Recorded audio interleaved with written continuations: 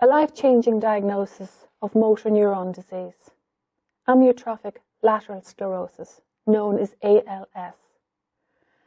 This is where specialist nerve cells in the spinal cord and the brain cease to function normally. There is no known cause or known cure. I love to cook, to play my guitar, do my garden, hug my grandchildren, and hug every person that came in my life.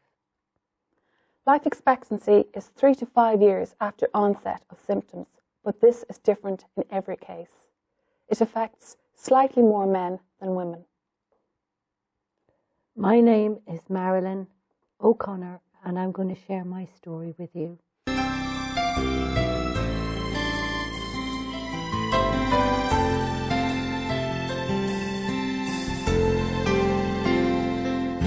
Well, thank you so much for coming into the studio today, Marilyn. And today I'd like to welcome a studio audience. What an ordeal getting here today. What about that rain? Oh my gosh, the flooding on the roads is horrendous. Yeah. Just at 3:30 today, it was horrendous. It was biblical proportions. That's right. I was saying, Noah, get your ark out. Marilyn, we have a very serious topic to talk about today, motor neurone disease. Yes. When and what was the first thing you noticed that was not quite right?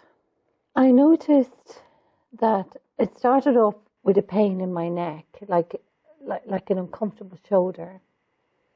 And I was working in Harry Corrie's, which in Cavan, which I absolutely love my job. They're a magnificent company to work for. And I noticed when I was lifting curtains or lifting duvet covers, they were dropping out of my hands. I couldn't quite manage them. And then when you dress the beds in the shop, trying to do the buttons, I struggled with that. And my boss, Una, very kindly, through Harry Corrie, referred me for physiotherapy. I had an MRI scan, and it showed that I had a trapped nerve in my neck. But my physiotherapist thought it was a bit more than just that and wanted me to see a neurologist. But I didn't feel ill, so I didn't see, well, what's the point of me going to a neurologist? But sure, look, I'll go anyway. So I went and I had some tests, and on the 24th of August 2022, I was diagnosed with motor neurone disease. Life-changing. Extremely life-changing.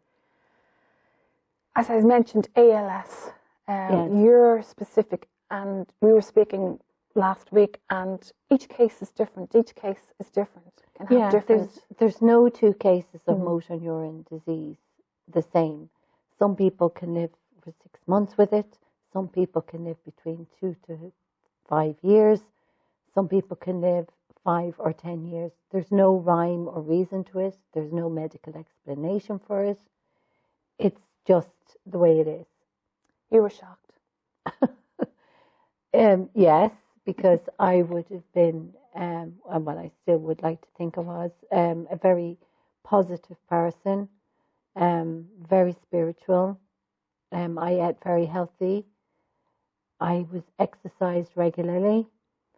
I was very active, extremely independent, never really sick a day in my life. And even up to I got my diagnosis, I didn't think, I didn't know I was sick. And even today, I don't feel sick. I just feel restricted.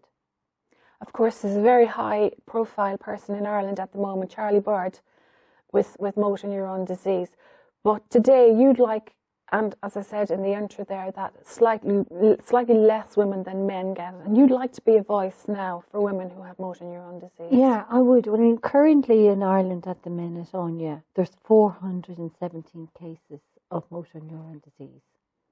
40% of them are women.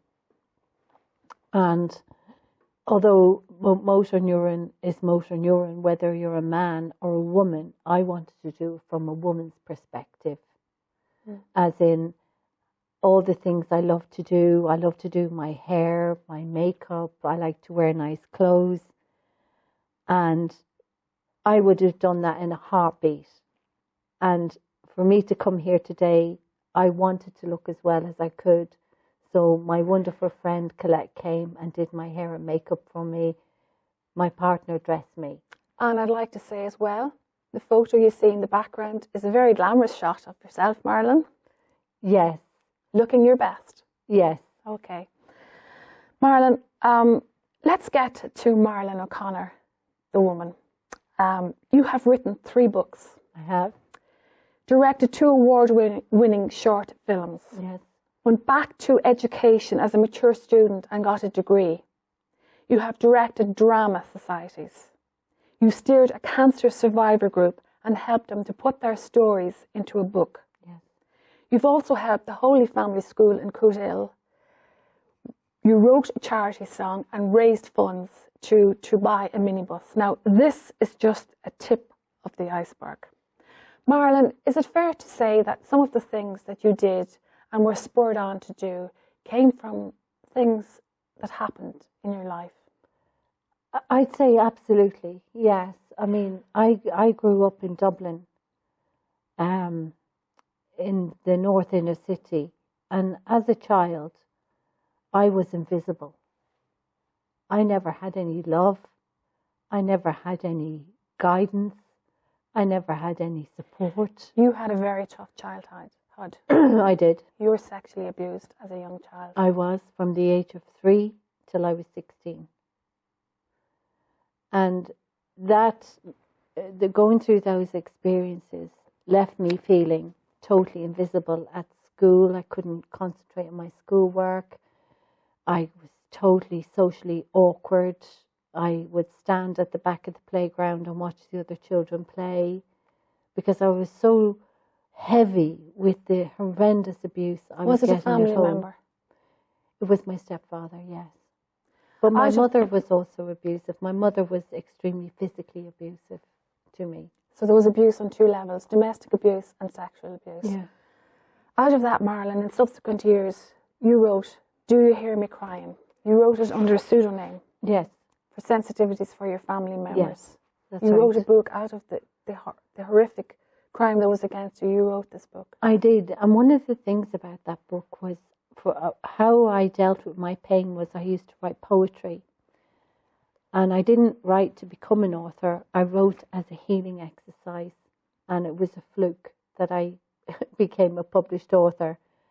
But the most ironic thing was that when I wrote that book, I dragged out my folder because I wanted to be able to say, how can I express what I'm feeling in this moment? So I dragged out my folder of my poetry that I'd had for years and years. And the most amazing thing was that poetry, different poems fitted in parts of the book. And people who have read my book thought that I'd written the poems especially for the book, but I didn't. Amazing. After you had a rough childhood, then Yes. at the age of 16, you were married off, literally. Yes, I was. My parents, they sold me to a farmer. We're talking 1970s. You No, were 1983. 1983. You were sold in 1983. 16. Yes. I stayed there for 5 years. I didn't know any different. As far as I was concerned, I was away from my abuse, my parents.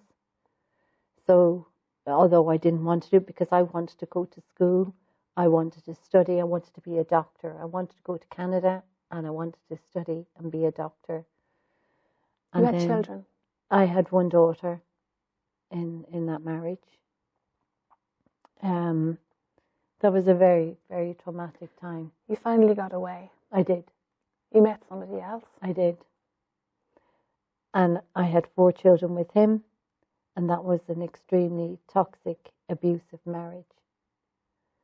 And people could judge me, and they could say maybe what a silly girl or what a stupid woman or whatever, and they're entitled to say what they want about me.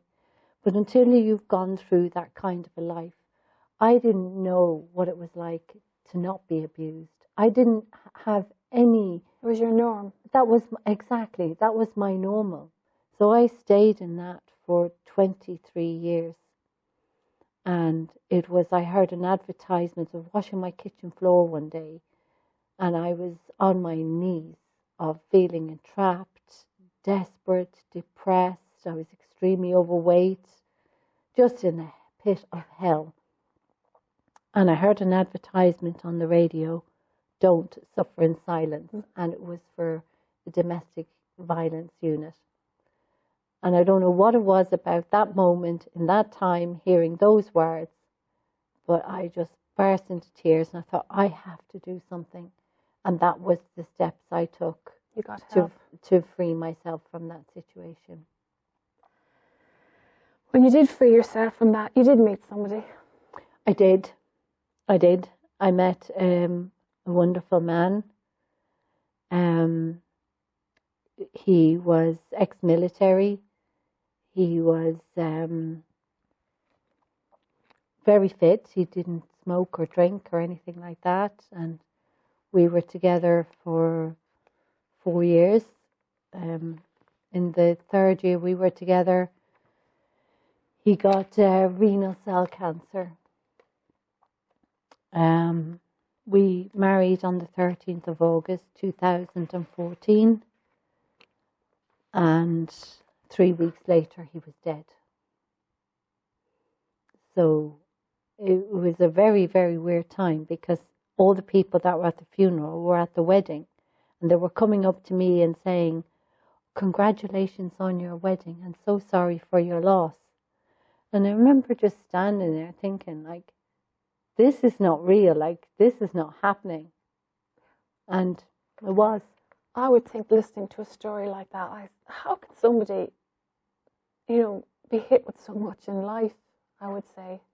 And yet, out of all of that, you have written books, you've directed plays, you've won awards for your short films, and they've all come from things that you've felt and experienced in your life. We'll throw out more of your books there. The Legend of Loch Sheelan. Yes, I wrote that book. And that's got your name on it, Marilyn O Connor. Yes, that's got my own name on that. That's a children's novel that I wrote. And I started it many, many years. It took me almost 10 years to write that book, because I'd started it. And it was Vincent, my husband that died, made me sit down and finish it. So I finished the book, and after he died, I published it. Amazing. And as well, we turned tears into laughter. And I'm proud to say that we've had that group of writers, cancer survivors, all the way from Wicklow. Yes. In the studio a few years ago, an amazing group. They all survived cancer and told their stories. And you helped them put it all into a book again, one more time. I did. It was like after Vincent died, I wanted to do something positive, and I wanted to raise money for cancer research and Greystone's cancer support group. So I got 16 people who'd been touched by cancer, and I taught them how to write poetry and how to write their stories in a very positive way, to peel back the onions. When they'd write something for me, and I'd be like, that's the first layer. Now let's get down to the real. Don't write for what you think a reader wants to hear. Write your truth and write from your heart. Yeah, I'm glad to say that we have that. That Cabin TV News and Views is there somewhere in our files. And it was a great night that you came to Cabin. We had Thank a great you time. once again. Marilyn, we're going to have a look at yourself through the years. Yes. And we have some photos. And the first one is? And that was when I was 30 years of age. I was living in London. As you can see from that picture, I'm not exactly smiling. I may look pretty, but I'm not smiling. That was quite a very difficult time in my marriage. Mm-hmm. That one is when I was 40. I just loved to wear my dresses, my heels. The higher the heel, very the bigger glam, the challenge, the taller I walked. Put us all to shame in these pictures. And look at this, utter glam. That was when I was 50. That was at the Shelburne Hotel. I was a guest speaker on behalf of CARI, which is Children at Risk Ireland. I was one of their advocates. And a cheeky photo. That's me, just being me. That was when I was 52. I got a going hat, on 22. And I loved that hat. So I took a cheeky photograph with the hat. And that one was just before I got diagnosed. It was a couple of weeks before I was diagnosed. Once more, Marilyn, you're going to do, out of the adversary and the situation you find yourself in, and once more, you're going to do something amazing. Dance while you can. Yes. You're lighting up now. You're lighting up. You are one more time. You are going, yes, another project. It's like, because, look, I'll be honest, I don't own a pair of trainers. I've never worn a pair of trainers. I've never owned them. It's just me. I don't walk. I would have been a swimmer. My exercise was, swimming. And even when I went to the swimming pool, I had sparkly flip-flops that I would wear. Glamour all the way. Glamour all the way. So I thought, so tell us about this, Dance While You Can. So Dance While You Can is a Valentine's ball on the 10th of February in the Cavan Crystal Hotel. Watch out, folks. Valentine's weekend, glamorous ball. Dance while you can. And so it's a red carpet event, with ball gowns and tuxedos. And it basically, what I wanted to do is to inject my personality into a fundraiser. And for motor neuron disease, yes. Every penny that's raised that night will go to Irish Motor Neurone Disease Association. So that's a big night to look forward to. It is. Marilyn, what is your prognosis now? I know you don't like the word prognosis. Well, the short answer to that and the honest answer to that is, what is anybody's prognosis? I just have been given a little bit of a heads up that it's going to happen a bit sooner than I would like it to.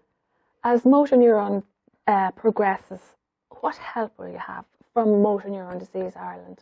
Well, in relation to any equipment I need, I will have speech and language therapy, I'll have occupational therapy, physiotherapy, psychology therapy, anything that I need. This is all, now you want to stress this for folk out there watching, that this is all done for you by the organisation. This is all done by the Irish Motor Neurone Disease Association, yes. And you're automatically set up with this? Yeah, yes. As soon as, within a week of being diagnosed, I had a nurse from there straight out to see me. So it's phenomenal. The work they do is phenomenal. We have one nurse that covers 8 counties, and she has 90 patients.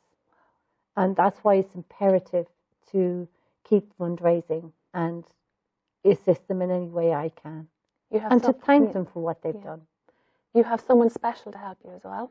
I do. Only for him I'd be lost, and that's my partner, Adrian. We used to go out 35 years ago, and we reconnected 2.5 years ago, and only for him, because my motor neuron disease has taken away the use of my hands. I can't dress myself. I can't wash myself. I can't even scratch myself on you. So Adrian has been an absolute angel. He does all and that. And we see a shot of Adrian there on screen. That's Adrian and yourself. Yes. Have you reached into your spiritual side yet? Oh God, yes. Well, I do that every day. It was nothing new to you? It was nothing new. No, because when I was diagnosed, I sat in front of the doctor and I nodded, okay, when she said motor neuron. And the first question I asked her was, well, how long have I got? Which is a very silly question, but, it was just the words that popped out my mouth at the time. So I didn't react. It was that evening when I was at home, I had a complete and utter realization. And it's not the fear of dying. I'm not afraid to die. That was was my next question. Are you afraid to die? No, not in the slightest. What's to fear? Only fear itself. Okay. I'm not feared. But the night I was, that evening when I got home from the hospital, I had an unbelievable meltdown. Poor Adrian, what I put him through that night, I was instructing him that the next day we were going to book tickets, we were going to go to Switzerland, and I was going to have euthanasia.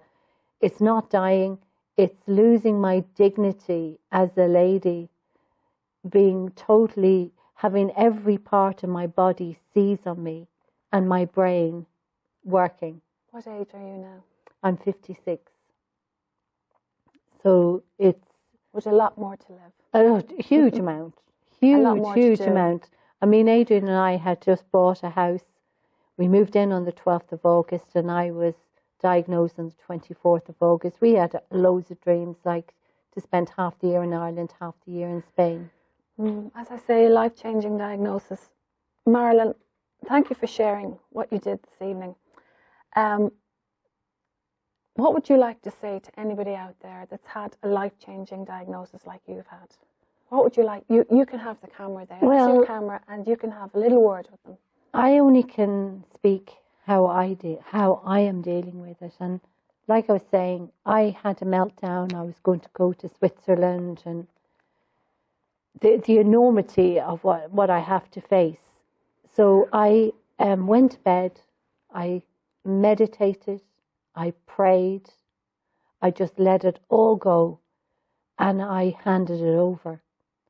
The next day I woke up with the most unbelievable sense of peace and calmness and acceptance.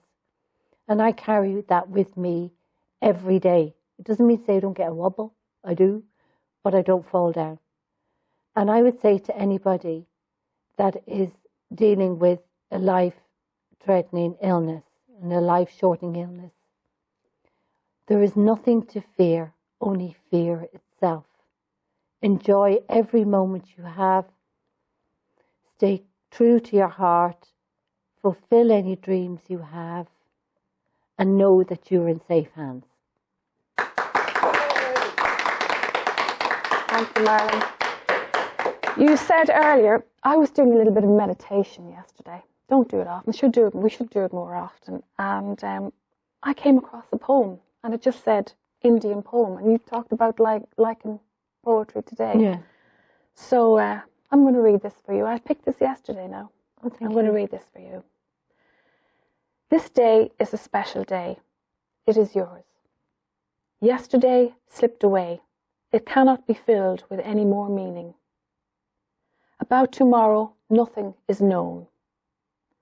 But this day, today, is yours. Make use of it. Today you can make somebody happy. Today you can help somebody. This is a special day. It is yours. Oh, that's beautiful, Anya. Thank you. Thank you very much. Well, Marilyn, I'd like to thank you so much for coming in today through biblical storms of biblical proportions coming into the studio today. And today we had a studio audience. I'd like to thank the studio audience, and they can give themselves a clap again.